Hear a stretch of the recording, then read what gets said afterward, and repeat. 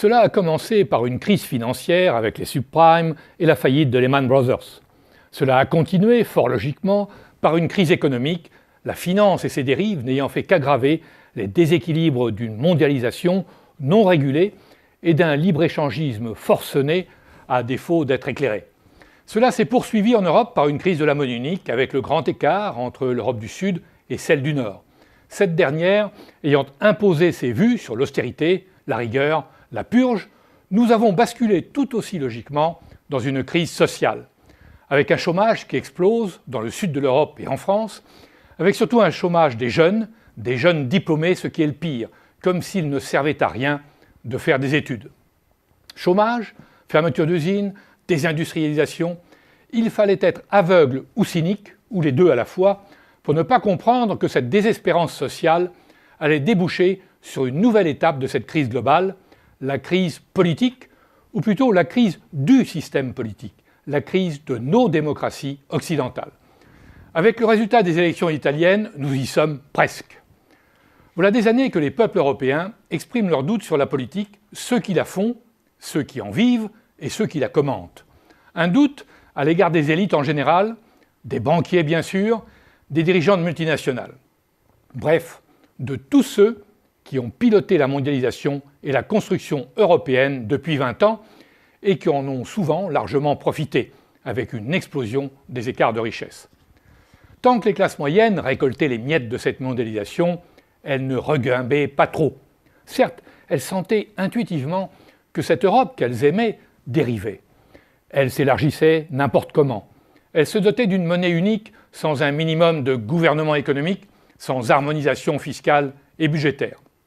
Mais elles se disaient, cette classe moyenne, que l'on mettait la charrue avant les bœufs et que 7 € finalement était synonyme de vie chère. Autant d'objections balayées d'un revers méprisant de la main par les élites politiques et technocratiques qui se partagent le pouvoir depuis quelques décennies, en France comme ailleurs. Ceux qui se permettaient un doute, une critique, étaient excommuniés, rejetés dans le camp des populistes, voire pire. Mais voilà des années que l'on demande des sacrifices aux populations, aux Européens du Sud et aux Français. Certes, les purges ne sont pas toutes les mêmes, et l'on ne saurait encore comparer la situation des Grecs à celle des Français. Mais après avoir zappé presque à l'infini entre la gauche, la droite, le centre, après avoir testé les technocrates comme Mario Monti, les électeurs commencent à être tentés d'essayer autre chose. En Espagne, où les scandales succèdent aux scandales, où la famille royale est déconsidérée, c'est la tentation de la rue, voire en Catalogne, de la sécession, de l'indépendance. En Belgique, c'est la tentation du divorce entre deux communautés qui ne partagent plus grand-chose. Au Portugal, le désespoir gagne et le comble, ce sont ces milliers de jeunes Portugais qui émigrent vers les anciennes colonies en Angola. Quelle belle réussite pour l'Union européenne. En Italie, c'est le phénomène Beppe Grillo pour qui plus d'un électeur sur 4 a voté.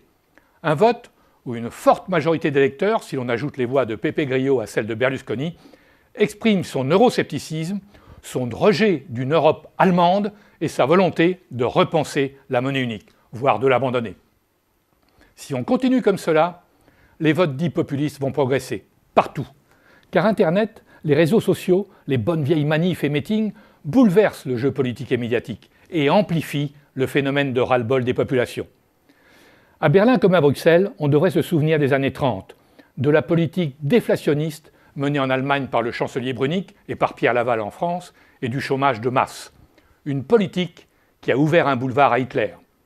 Nos élites, aux têtes bien pleines et bien faites, devraient également méditer ce que Mirabeau disait à Louis XVI en 1789. « Sire, quand on voit où les bonnes têtes ont mené le pays, il ne serait peut-être pas inutile d'essayer les mauvaises. » S'il l'avait écouté, Louis XVI aurait peut-être sauvé sa tête.